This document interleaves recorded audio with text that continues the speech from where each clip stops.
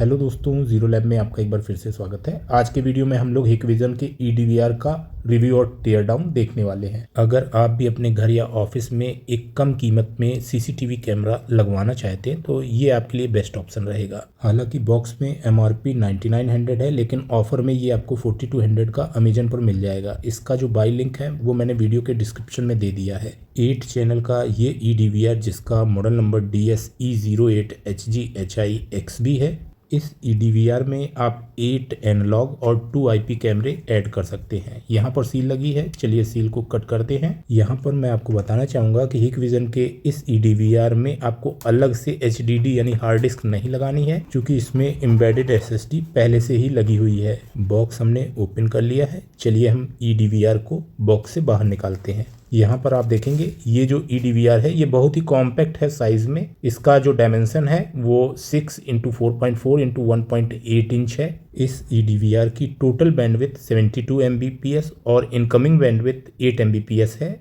यहाँ पर 8 BNC connector हैं जिनमें आप 8 एनालॉग कैमरों को कनेक्ट कर सकते हैं। साथ ही 2 IP कैमरे आपके लेन पोर्ट में कनेक्ट किए जा सकते हैं। ऑडियो इनपुट कोएक्सियल केबल के द्वारा ही होगा, क्योंकि इसमें अलग से ऑडियो इनपुट का जैक नहीं है। तो आपको वो कैमरे लेने हैं जिनमें माइक इनबिल्ट आता है। HDMI पोर्ट के द्वारा ऑडियो वीडियो का आउटपुट लिया जा सकता है। साथ ही एक VGA पोर्ट भी दिया गया है। 2 USB इनपुट के पोर्ट हैं, साथ ही 12 वोल्ट इनपुट DC सॉकेट आप देख पाएंगे। ये ईडीवीआर बहुत ही कम पावर में ऑपरेट होता है। इसका जो पावर कंजम्पशन है वो 6.2 वॉट है। ये ईडीवीआर काफ़ी लाइट वेट है। इसका वेट अराउंड 500 ग्राम है। यहाँ पर एक स्मार्ट कूलिंग फैन इनबिल्ट है जो कि हीट होने की कंडीशन में ही ऑन होता है। चलिए अब हम बॉक्स में और देखते हैं हमको क्या क्या एसेसरीज साथ में मिलती है। यहाँ पर आप देखेंगे कि आपको इस ईडीवीआर को AC से ऑपरेट करने के लिए एक 12 वोल्ट 1 एम्पियर का ये एडाप्टर जो है साथ में मिल जाता है। इसमें आप पावर रेटिंग देख पाएंगे। यहाँ पर इसके अलावा आप देखेंगे आपको एक USB माउस जो है वो भी साथ में मिलता है। तो ये 2 एसेसरीज जो हैं ये आपको इस ईडीवीआर के साथ में मिलती हैं। ये जो ईडीवीआर है इसमें कुछ स्पेशल फीचर्स हैं, जैसे number 1 motion detection 2.0, number 2 scene adaptive bitrate control technology, number 3 human and vehicle classification. साथ ही इसमें video compression technology H265 pro की मिलती है। चलिए इसकी अब मैं टेस्टिंग पावर मॉनिटर में एडाप्टर के साथ कनेक्ट करके दिखाता हूँ कि ये कितने वॉट पावर जो है ऑपरेट होने के दौरान कंज्यूम करता है। तो यहाँ पर आप पावर मॉनिटर में देख पाएंगे 00 वॉट दिखा रहा है। हम एडाप्टर को कनेक्ट करते हैं, 0.54 वॉट दिखाया और फिर से 00 हो गया। चूँकि एडाप्टर से लोड अभी कनेक्ट नहीं है, हम एडाप्टर की पिन को ईडीवीआर के सॉकेट से कनेक्ट करते हैं। यहाँ पर आप देखेंगे ईडीवीआर का इनपुट जैक है, यहीं पर हमारी एडाप्टर की पिन कनेक्ट होगी। इसके बाद हम पावर मॉनिटर में मैक्सिमम वॉटेज कंजम्पशन जो है वो देख पाएंगे। यहाँ पर आप देखेंगे बूट होने के दौरान वीप की साउंड आपको सुनाई दी। इसके बाद जो पावर कंजम्पशन है वो थोड़ा सा फ्लक्चुएट होगा और मैक्सिमम ये 6.5 वॉट के करीब रहता है। और इसके बाद इस्टेब्लिश होने के बाद ये जो पावर कंजम्पशन है ये आपको अंडर 6.2 वॉट के करीब ही देखने को मिलेगा। फाइनली आप यहाँ पर देखेंगे कि अंडर 6.2 वॉट के करीब ही पावर जो है इस ईडीवीआर के द्वारा कंज्यूम किया जा रहा है। तो ये जो ईडीवीआर है ये दूसरे डीवीआर की तुलना में काफ़ी ज़्यादा पावर इफ़िशियंट है। जो हमारे नॉर्मल डीवीआर होते हैं वो 11 वॉट के करीब पावर कंज्यूम करते हैं, जबकि इसके द्वारा अंडर 6 वॉट ही पावर जो है वो कंज्यूम किया जाता है। चलिए अब मैं इस ईडीवीआर का टेयर डाउन करके आपको इंटरनल पार्ट्स जो हैं उन्हें दिखाता हूँ। मैं जल्दी से इसके स्क्रू जो हैं उनको अनस्क्रू कर लेता हूँ। इस तरह से आप देखेंगे कि मैंने ये जो ईडीवीआर है इसको अनस्क्रू कर लिया है और यहाँ पर इसको हम इस तरह से ओपन करते हैं तो अपर हाउसिंग जो है ये हमारी अलग हो गई है।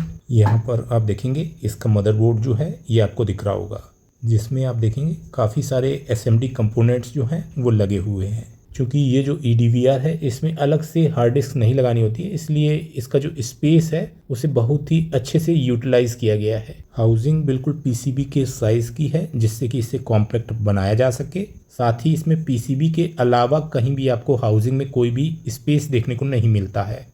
पीसीबी में देखेंगे आप इस तरह की यहाँ पर 2 आईसी लगी हैं, एक ये और एक ये TP2830 आईसी। अगर ये एक लगी होती तो 4 चैनल का हमारा DVR होता है, और अगर ये 2 लगी हैं तो 8 चैनल का DVR होता है। इन आईसीज के अलावा भी आईसीज हैं, जैसे ये आईसी है, इसके अलावा भी काफ़ी सारे कंपोनेंट्स हैं। तो मैं आपको मेन कंपोनेंट्स की जानकारी देता हूँ। सबसे पहले TP2830 आईसी, ये 1080p में 4 चैनल का रिसीवर होती है। ये कोएक्सियल केबल के द्वारा ऑडियो और वीडियो दोनों को ही सपोर्ट करती है।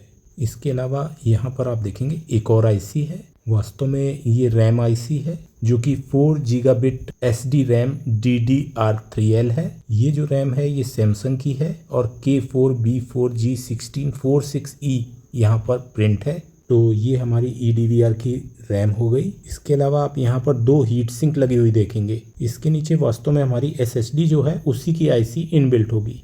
यहाँ पर बोर्ड में आप देखेंगे ये नेटवर्क ट्रांसफार्मर है, जिस पर UTH-20T29 प्रिंट है। इसके अलावा आप इस मदरबोर्ड में काफ़ी सारे SMD कंपोनेंट्स भी देख पाएंगे। यहाँ पर आप देखेंगे कुछ ये बक बूस्ट कन्वर्टर हो सकते हैं, क्योंकि यहाँ पर इंडक्टर हमें देखने को मिल रहे हैं। तो इस मदरबोर्ड को अलग अलग तरह के वोल्टेज चाहिए, जो कि इन बक बूस्ट कन्वर्टर्स के द्वारा हमारे मदरबोर्ड में प्रोवाइड किए जाते होंगे। मैं आपको बताना चाहूँगा कि ये जो मदरबोर्ड है, अभी हम इसको ओपन करेंगे, ये पीसीबी अभी हम बाहर निकालेंगे, उसके बाद इसके बैक साइड के कंपोनेंट्स जो हैं उनको भी हम देखेंगे। यहाँ पर आप देखेंगे एक ये बटन सेल है, जो कि रियल टाइम क्लॉक और रैम को पावर देता है, जहाँ पर बायोस की सेटिंग जो है वो सेव होती हैं। साथ ही आप यहाँ पर एक बजर लगा हुआ देख पाएंगे। यहाँ पर आप देखेंगे एक कूलिंग फ़ैन भी हमारे मदरबोर्ड से कनेक्ट है, ये इसका कनेक्टर है। इसके अलावा आप यहाँ पर देखेंगे हमारा जो VGA कनेक्टर है, ये इस फ्लैट केबल के द्वारा मदरबोर्ड से कनेक्ट है। यहाँ पर हमारे BNC कनेक्टर्स हैं और ये हमारा HDMI कनेक्टर हो गया। तो ये सारे मदरबोर्ड में ही इनबिल्ट है। ये LAN और USB कनेक्टर भी मदरबोर्ड में माउंट हैं। चलिए अब हम PCB को इसकी हाउसिंग से अलग करके इसके नीचे के कंपोनेंट्स भी देखते हैं। तो यहाँ पर PCB को हाउसिंग से निकालने के लिए हमें जो BNC कनेक्टर है, यहाँ पर कुछ स्क्रूज लगे हैं, इनको अनस्क्रू करना होगा। यहाँ पर जितने भी स्क्रू थे जो कि PCB को हाउसिंग के साथ कनेक्ट किए हुए थे, उनको हमने अनस्क्रू कर दिया है। लेकिन अभी भी हमारा मदरबोर्ड जो है ये निकल नहीं रहा है, क्योंकि यहाँ पर जो VGA फ्लैट केबल है इसकी वजह से तो कोई प्रॉब्लम नहीं है और ये निकल भी नहीं रही है मदरबोर्ड से। लेकिन ये फ़ैन का कनेक्टर जो है इसे हम निकाल देते हैं। और अब भी आप देखेंगे ये हमारी PCB निकली नहीं है, तो हमको फ़ैन के जो स्क्रू हैं उनको अनस्क्रू करके पहले फ़ैन को निकालना होगा। जैसा कि आप देख पा रहे हैं, मैंने फ़ैन को जैसे ही हाउसिंग से अलग किया, हमारी जो मदरबोर्ड की PCB है ये बाहर आ गई। तो यहाँ पर मदरबोर्ड के बैक साइड में आप देखेंगे 2 SMD ICs यहाँ पर लगी हुई दिख रही हैं। काफ़ी सारे SMD कंपोनेंट्स हैं। चलिए पहले मैं इन ICs को आपको दिखाता हूँ। इन पर क्या मार्किंग है वो क्लियरली विजिबल नहीं हो रही थी, तो मैं इसकी डिटेल आपको नहीं दे पाऊँगा। इनके अलावा भी काफ़ी सारे SMD रेजिस्टेंस कैपेसिटर्स और ट्रांजिस्टर्स बैक साइड में PCB में लगे हैं। इस eDVR को यूज़ करते समय अगर आपको किसी भी तरह की कोई प्रॉब्लम आ रही है या आपको कुछ चीज़ समझ में नहीं आ रही है, तो आप मुझसे कमेंट के माध्यम से शेयर कर सकते हैं। उम्मीद करता हूँ ये वीडियो आपके लिए हेल्पफुल रहेगा। आज के वीडियो में इतना ही। Thanks for watching. Have a nice day.